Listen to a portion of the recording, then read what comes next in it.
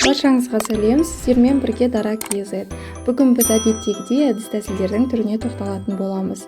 Әдіс-тәсілдердің ішінде топқа бөліну және топқа бірігудің түрлерін бірге білетін боламыз. Ол үшін ең алдымен каналға жазылып, видеоны соңына дейін қараңыздар.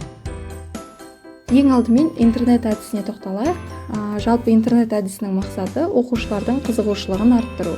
Ережесі: әлеуметтік желілерді А4 парағына шығарып алып, артқы бөлігіне 1, 2, 3 деп әр параққа жазып шығарасыз.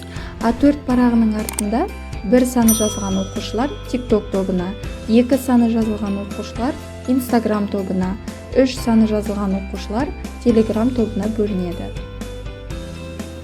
Келесі әдіс компит деп аталады. Мақсаты оқушылардың ынтасын арттыру. Ережесі: арнайы ыдысқа түрлі түсті топқа бөлуіңізге байланысты компиттерді салып, оқушыларға шеңберде таратып бересіз. Топтың атын параққа жазғанда компиттің түсіне сай етіп шығарып алсаңыз болады. Балмұздақ немесе балмұздақ таяқшалар әдісі. Ережесі: балмұздақтың түрлі түсті суретін шығарып алып, оқушыларға бір-бірден таратып топқа біріктіре аласыз. Немесе балмұздақтың таяқшаларын түрлі түске 3 топқа бөлетін болсаңыз, 3 түрлі түске гуашьпен немесе акварельмен бояп аласыз. Оқушылар бір-бір түстен таңдап алып, топқа біріге алады. Және шар әдісі.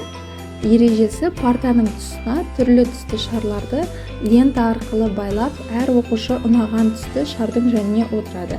Яғни осы жаңағы шарлардың түсіне қарай сіз топқа бөле аласыз.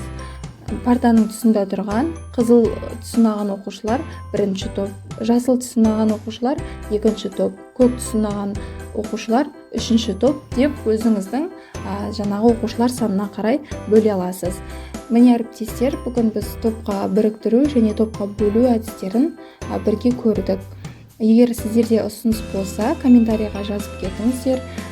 Және сіздер бұдан бөлек гүлдер әдісі арқылы, асықпен және арнайы бағдарламалармен топқа бөлулеріңізге әбден болады. Видеоны соңына дейін қарағандарыңызға рахмет, назарларыңызға рахмет, барлықтарыңызға сәттілік тілеймін.